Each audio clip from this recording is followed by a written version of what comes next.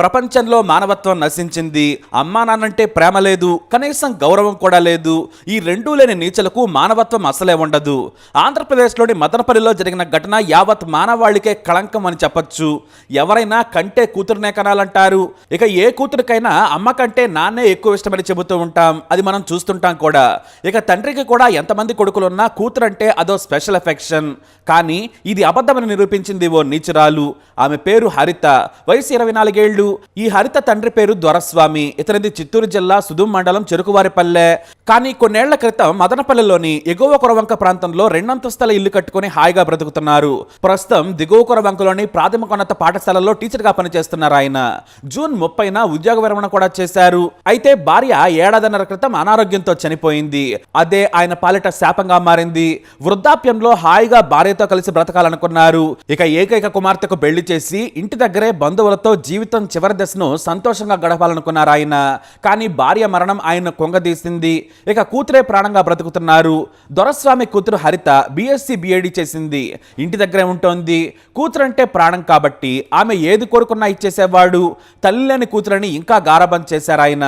ఇక కూతురు తనకు పైన స్పెషల్ గది కావాలంటే మొదటి అంతస్తు మొత్తం ఆమెకే కేటాయించేశాడు. తాను కింద ఉంటూ కాలం గడుపుతూ ఉన్నారు ఆయన. స్కూల్ నుంచి రాగానే కూతురికి వంట చేసి పెట్టి తాను కూడా తినేవారు.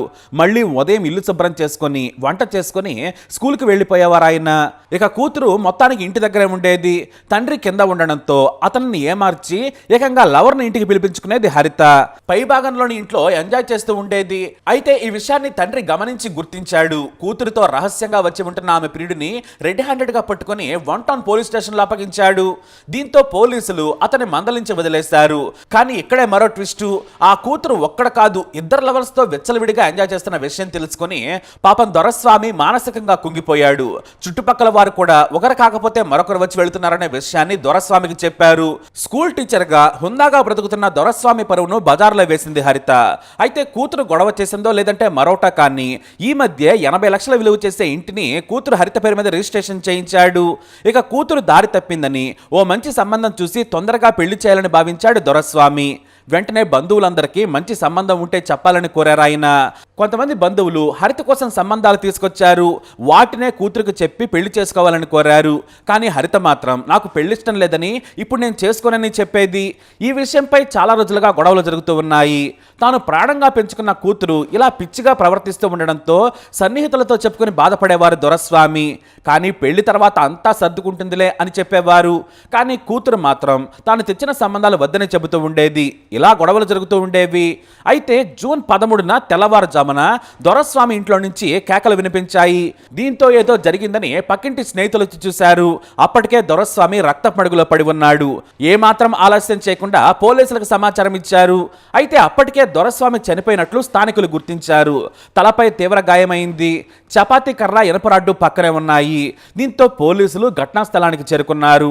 DSP ప్రసాద్ రెడ్డి, CI వల్లి బస్సులు చేరుకుని క్రైమ్ సీన్ చూశారు. ఇక దొరస్వామి చనిపోయినప్పుడు ఇంట్లో కేవలం హరిత మాత్రమే ఉంది. దీంతో ఆమెకు తెలుసని పోలీసులు భావించారు. ఏం జరిగిందని పోలీసులు అడిగారు. తన తండ్రి జారి కింద పడ్డాడు, తలకు తీవ్ర గాయం కావడంతో చనిపోయాడని చెప్పింది. కానీ పోలీసులు ఆమె మాటను నమ్మలేదు. హత్యాస్థలంలో ఉన్న చపాతీ కర్ర, ఇనుపరాడును కూడా పోలీసులు స్వాధీనం చేసుకున్నారు. హరితను అదుపులోకి తీసుకున్న తర్వాత పోలీసులు ఆమెను గట్టిగా నిలదీయడంతో మళ్ళీ ఇక్కడ మాట మార్చేసింది. ఎవరో ఇంట్లోకి వచ్చి చంపేసి వెళ్లిపోయారని చెప్పింది. ఆ తర్వాత తన తండ్రి లైంగిక వేధింపులకు గురి చేయడంతో తానే హత్య చేశానని చెప్పింది. కానీ ఆమె మాటలను పోలీసులు నమ్మలేదు. ఎందుకంటే అప్పటికే 3 సార్లు మాట మార్చింది. పైగా కూతురంటే దొరస్వామికి ప్రాణమని ఆ చుట్టుపక్కల వారంతా కూడా పోలీసులకు చెప్పారు. లవర్తో కలిసి ఆమెనే హత్య చేసి ఉండొచ్చని కూడా పోలీసులకు చెప్పారు స్థానికులు. దీంతో హరితను తమదైన శైలిలో అడగడంతో పాటు నిజం చెప్పమని భయపెట్టడంతో తానే చంపాను అని చెప్పేసింది. అయితే ఇక్కడ తాను హత్య చేసిందన్నా కూడా పోలీసులు నమ్మలేదు. వారికి క్రైమ్ సీన్ బట్టి చూస్తే ఒక్కతే హత్య చేసినట్లు మాత్రం అనిపించలేదు. కానీ చుట్టుపక్కల వారి వివరాల ప్రకారం 2 లవర్స్ తో 2 డ్యూటీలు చేస్తూ వెచ్చలవిడిగా ప్రవర్తిస్తుందని స్థానికులు చెప్పారు. ఓ రోజు ఒక ప్రియుడు, మరొక రోజు ఇంకో యువకుడితో ఎంజాయ్ చేస్తుండగా చూసి స్థానిక స్నేహితులు దొరస్వామికి చెప్పారు. దీంతో ఆమెకు ఎలాగైనా పెళ్లి చేసి దారిలో పెట్టాలని నిర్ణయించుకున్నాడు తండ్రి. కానీ పెళ్లి చేసుకుంటే తనకు ఎంటర్టైన్మెంట్ పోతుందని వద్దని చెప్పేది. తాను పెళ్లి చేసుకోనని తెగేసి చెప్పి తండ్రితో గొడవ పెట్టుకుంది. ఈ క్రమంలోనే తండ్రిని చంపింది నీచురాలు. అయితే తనను ప్రాణంగా చూసుకుంటున్న తండ్రిని చంపేందుకు అతను సంపాదించిన డబ్బులో నుంచి నుంచే 10 లక్షల సుపారీ ఇచ్చిందని సమాచారం. కానీ ఆ ఇద్దరు లవర్స్ లో హంతకుడు ఎవరన్నది పోలీసులే తెలిసే పనిలో పడ్డారు. కానీ 25 ఏళ్లు కూడా లేని జగత్ కిలాడీలా హరిత గంటకో మాట మారుస్తోంది. ఇక మృతుడి బావ ఫిర్యాదు మేరకు పోలీసులు విచారణ చేస్తూ ఉన్నారు. తన బాయ్ ఫ్రెండ్ సాయంతో హత్య చేసి ఉంటుందని తెలుస్తోంది. హరిత ఇద్దరు లవర్స్ లో ఒకడు దైవ దర్శనంలో ఉన్నాడట. సరిగ్గా దొరస్వామి హత్యకు గురైన సమయంలో తిరుపతిలో దేవుడి దర్శనం కోసం క్యూ లైన్ లో ఉన్నాడని పోలీసులు గుర్తించారు. ఆ వెంకటేశ్వర స్వామి అతడిని రక్షించాడు. ఇక మరొక లవర్ పరారీలో ఉన్నాడట. ఇద్దరిలో మరి హత్య చేసింది ఎవరు అనేది తేలిపోయింది. లేదంటే 10 లక్షలను వేరే వారికి ఇచ్చి చంపించిందా, హరిత లవరే వచ్చి ఇద్దరు కలిసి చంపారా అనేది విచారణ చేస్తున్నారు. కానీ ఒక్కరితో మాత్రం ఇది అయ్యే పని కాదని కనీసం 2 లేదా 3 కలిసి చంపి ఉంటారని భావిస్తున్నారు. ఆ లవర్ తొక్క తీస్తే మొత్తం తేలుతుందని పోలీసులు భావిస్తున్నారు. అలాగే తిరుపతిలో ఉన్న యువకుడిని కూడా వదలటం లేదు పోలీసులు. ఎందుకంటే అతను ఆ డబ్బు సుపారీగా ఎవరికో ఇచ్చి చేసి ఉండొచ్చు, తెలివిగా ఇప్పుడు క్యూ లైన్ లో ఉండొచ్చు. ఆ దిశగా కూడా విచారణ చేస్తున్నారు పోలీసులు. మరోవైపు చిన్నప్పటి నుంచి కంటికి రెప్పలా ప్రాణంగా హరితను పెంచుకున్నాడు తండ్రి. ఆమె తల్లి ఉన్నప్పుడు కూడా కూతురును బంగారం అని పిలుచుకునేవాడు. కూతురును తన దగ్గరే ఉంచుకొని దూరం పంపించకుండా చదివించుకున్నారు. పెళ్లి చేద్దామనుకునే సమయానికి దొరస్వామి భార్య మంచం పట్టింది. ఆమె అనారోగ్యం కారణంగా హరిత పెళ్లి ఆలస్యమైంది. ఇటు భార్య చనిపోవడంతో కూతురు విశృంఖల చేష్టలకు బానిసైంది.